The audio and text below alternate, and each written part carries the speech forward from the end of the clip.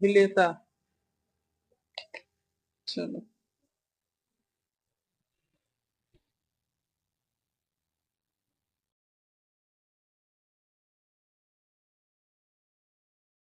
विलेता। ठीक।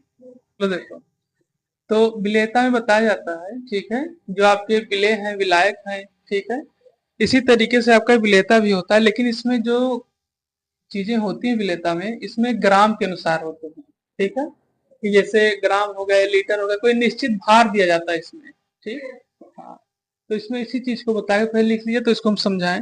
लिखिए, विलेता में किसी पदार्थ की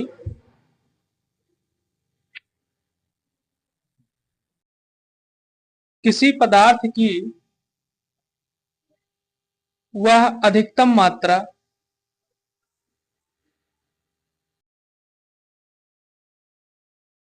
किसी पदार्थ की वह अधिकतम मात्रा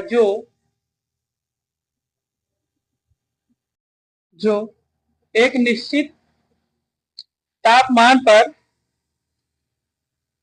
एक निश्चित तापमान पर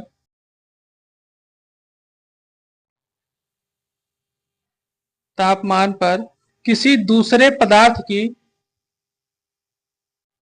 किसी दूसरे पदार्थ की किसी दूसरे पदार्थ की एक निश्चित मात्रा में घुलकर समांगी विलयन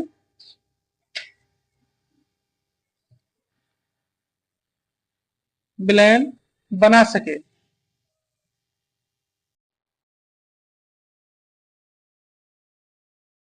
ठीक, समांगी विलयन बना सके। तो विलेयता में आपको बताया जाता है कि किसी पदार्थ की निश्चित मात्रा, ठीक, क्या कहता है, किसी पदार्थ की निश्चित मात्रा को, फिर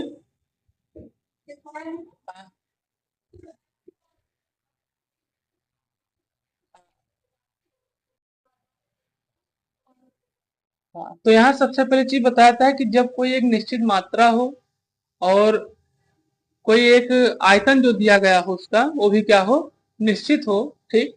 तो यहाँ बताया जाता है कि विलेयता जब कार्य करती है या किस तरीके से कार्य करती है, जैसे मानिए बताया था यहाँ पर विलेयता के बारे में, जैसे आपका है NaCl। ठीक है, तो विलेयता जो आपकी तैयार होती है, जैसे NaCl दिया गया है यहाँ पर, कि विलेयता को तैयार करने के लिए, ठीक है, एक निश्चित वो निश्चित मात्रा हो, ठीक है, और साथ साथ निश्चित ताप भी हो। ठीक, तब ये क्या करता है, कार्य करता है। और साथ ही बताया जाता है कि दोनों जो घुले हो समांगी मिश्रण में हो। ठीक है, इसमें भी दिया गया है कि क्या हो, समांगी मिश्रण में हो। तो सबसे पहली चीज समांगी मिश्रण में हो, तो यहाँ पर जैसे NaCl है आपका, ठीक, NaCl को अगर हम लोग विलेयता के रूप में प्रयोग करते हैं, तो सबसे पहली चीज हमको इसमें दो चीज चाहिए। एक क्या चाहिए, सोडियम, और एक क्लोरीन। सोडियम और क्लोरीन के मिश्रण से NaCl तो बनता है, लेकिन उससे पहले इसमें कुछ और चीजें मिलाई जाती है, मतलब कुछ और इसमें प्रक्रियाएं होती हैं, जिसके कारण से ये क्या होता है, तब बनता है। जैसे नमक बनाने के लिए यहाँ सबसे पहले आपको सोडियम हाइड्रोक्साइड और HCl चाहिए, हाइड्रोक्लोरिक एसिड चाहिए। ठीक, क्योंकि नमक जो है आपका वो एक तरीके से किस में रहता है, पानी के अंदर रहता है। तो जब पानी में रहता है, तो पानी में से इसको निकालने के लिए, यानी वाटर में इसको निकालने के लिए, ठीक है, तो सबसे पहली चीज हम लोग को यहाँ ये देखना होगा कि विलेयता किस तरीके से तैयार की गई है। किसी भी चीज की विलेयता किस तरीके से तैयार की गई। जैसे अभी हम आपसे कहें कि जैसे इस तरीके से समझे, जैसे H2O है, ठीक, H2O है, तो आपका पानी किस तरीके से तैयार होता होगा, हाइड्रोजन और ऑक्सीजन से। यानी अगर हाइड्रोजन और ऑक्सीजन कहीं भी होगा तो पानी तैयार हो जाएगा, है ना। तो जैसे मान लीजिए कि ये हाइड्रोजन है और एक ये पानी है, वो हाइड्रोजन ऑक्सीजन, तो ये पानी तैयार हो जाएगा। इसका मतलब यह है कि वातावरण में जितने भी हाइड्रोजन ऑक्सीजन है पानी को बनाते होंगे। जैसे भी आप कह रहे हैं कि जैसे हमने बताया आपको कि आप हाइड्रोजन और ऑक्सीजन जब मिलते हैं तो पानी बनता है, आपने बताया। और अगर देखा जाए तो हाइड्रोजन और ऑक्सीजन का वास्तविकता कार्य क्या है? हाइड्रोजन और ऑक्सीजन का क्या क्या कार्य है? मतलब हाइड्रोजन ऑक्सीजन किस चीज के लिए प्रयोग किए जाते हैं?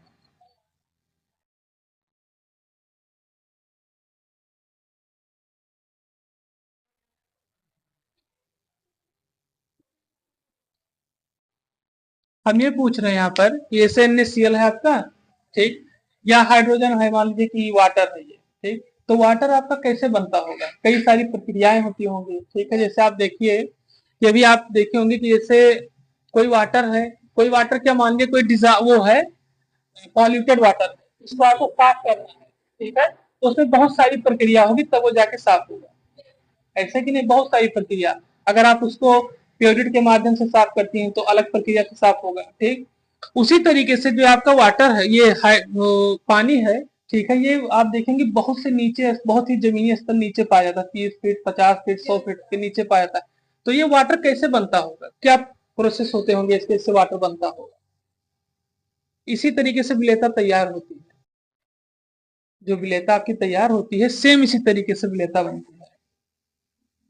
अब जैसे देखिए, हमने भी आपको बताया कि जब सोडियम ये NaCl बनता है H2O के साथ में, या फिर H2O मान लीजिए बनता है, H2O जो आपका बनता है तो सबसे पहले क्या होता है इसमें?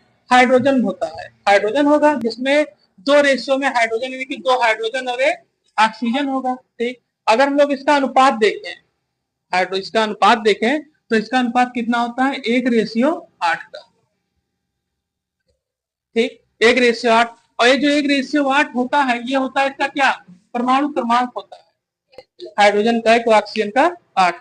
तो अब ये जो आपकी विलेयता तैयार होती है, इसमें यही चीज बताया था कि जब हाइड्रोजन एक प्रोडक्ट लिया जाएगा, जैसे नमक है या पानी है, तो इसका जो एक प्रोडक्ट लिया जाए तो उसमें बहुत सारे एलिमेंट मिलते हैं, लेकिन जो एलिमेंट मिलते हैं बराबर उसमें रहते हैं, बराबर मोल में रहते हैं या बराबर भार में रहते हैं। अगर उस 100 ग्राम की विलेयता तैयार करनी तो 100 ग्राम के ही मोल उसमें क्या करेंगे? उपयोग किए जाएंगे। तो इस तरीके से विलेयता को बताया जाता है, ठीक। 1 मिनट कापी दो तो फिर उसका इसमें बताया था कि जब किसी दूसरे पदार्थ की कोई निश्चित मात्रा मिलाई जाती है, मात्रा क्या हो? एक निश्चित मात्रा हो, जैसे अभी हमने आपको बताया कि ये NaCl है, ठीक है, और ये आपका H2O है, तो दोनों किस तरीके से बनते हैं? दोनों के जो वो है बनने की प्रक्रिया है वो जल ही है, क्योंकि जो आपका NaCl है वो भी जल में ही बनता है, और ये आपका जो H2O है ये तो पृथ्वी के नीचे जल बनता है। पर ये बनता कैसे है? ये बनने की प्रक्रिया बहुत बड़ी है। जैसे किस तरीके से, जैसे आपको इसमें बार बता दें, जैसे आपने देखा होगा जो ईंधन प्रयोग किया जाता है, जीवाश्म ईंधन, फॉसिल फ्यूल्स, आपको पता होगा इसके बारे में, जीवाश्म ईंधन के बारे में पता होगा कि कितनी लंबी प्रक्रिया के बाद जीवाश्म ईंधन, यानी कि डीजल, पेट्रोल, कोयला, सब बहुत लंबी प्रक्रिया है, लाखों अरबों सालों की प्रक्रिया है, जिससे क्या होते हैं? ये निर्माण होते हैं। तो उसी तरीके से जो आपका वाटर है, पीने लायक पानी, जो आपका पीने लायक पानी है, वो भी बहुत लंबी प्रक्रिया के बाद तैयार होता है। तो यहाँ सबसे पहले दिया गया कि जो आपका सोडियम है और ये आपका H2O है, ठीक, जब इसको एक साथ एक ही मिश्रण में मिलाया जाता है एक निश्चित मात्रा में, तो इसके जो घोल तैयार होंगे विलेयता के, वो भी क्या होंगे? समांगी मिश्रण में होंगे। सेम उसी तरीके की प्रक्रिया जो अभी हम कुछ दिन पहले रिएक्शन पढ़े थे कि जब NaCl के साथ में जैसे दिया गया है O प्लस H2O, ठीक। अब ये रिएक्शन आपको पता ही होगा इसके बारे में कि NaCl यानी कि सोडियम क्लोराइड और H2O यानी कि आपका क्या है? जल, ठीक। तो ये जब रिएक्शन करेगा तो क्या बनेगा? तभी आपका बन के तैयार होगा, ठीक। तो यही चीज यहाँ बताई जाती है कि विलेयता तभी तैयार होगी जब दो आपके तत्व तैयार रहेंगे, मतलब दो प्रोडक्ट तैयार रहेंगे और वो भी एक निश्चित मात्रा में तैयार होंगे, और जो उससे बनेगा वो भी एक निश्चित मात्रा में ही बनेगा। इसी को क्या कहते हैं? विलेयता के रूप में बताया गया, ठीक। यही इसमें बताया भी गया कि जब किसी पदार्थ की अधिकतम मात्रा जो एक निश्चित तापमान पर हो। अब निश्चित तापमान आपको कल हम बताए थे, निश्चित तापमान वही होता है जो स्थिर तापमान होता है, हाँ, जो समय के साथ परिवर्तन नहीं होता। अब जैसे समझिए, मान लीजिए नमक, हाँ, एक चीज ध्यान रखिएगा, नमक के अंदर कुछ चीजें पाई जाती हैं, ठीक है, हमने इसे देखा होगा कि जो नमक होता है वो कुछ समय के लिए अगर खुला छोड़ दिया तो धीरे धीरे उसमें सिरा, मतलब कुछ चिपचिपा नमी आ जाती है उसमें, ठीक है। ऐसा कैसे हो जाता है? अच्छा, ये भी चीज, वही जो आप बिना पिसा हुआ नमक आता है वो तो प्लास्टिक बोरे में, तो उसमें तो गल जाना चाहिए था, चिपचिपा रहता है, लेकिन जिस तरीके से पैकेट वाला चिपचिपा जाता है उस तरीके से उसको बन जाना चाहिए, बांध के रखा जाता है। हाँ चलो, देखो सबसे पहली चीज यहाँ यही बताया है कि जो आपका नमक होता है, ठीक है, जो आपका नमक होता है, जो आप पिसा हुआ नमक टाटा या कोई भी लेकर आते हैं, तो उसमें सबसे बड़ी चीज होती है आयोडीन। ठीक, तो आयोडीन जो होता है वो ऑक्सीजन के साथ रिएक्ट करता है, क्योंकि आयोडीन अक्रिय गैस तो है नहीं, देख लीजिए कहीं यहाँ पर आयोडीन अक्रिय गैस तो है नहीं, वो ऑक्सीजन के साथ रिएक्ट करके आयोडाइड बना लेता है। ठीक, और आयोडाइड बनाने के कारण उसके अंदर के आयोडीन क्या हो जाते हैं, खत्म हो जाते हैं। अगर आप नमक को बार बार खोल रही हैं, बार बार बंद कर रही हैं, उसको जो आप पलट रही हैं सही से नहीं पलट रही हैं डिब्बे में, या हमेशा खुला रहता है, तो आयोडीन आपका खत्म हो जाएगा, और आयोडीन खत्म हो गया तो नमक एक तरीके से जहर का काम करता है, ये जान लो। तो सबसे पहली चीज यहाँ जो दिया गया है NaCl, ये पानी के साथ तो घुल जाता है, पानी के साथ मतलब ये घुलता ही है।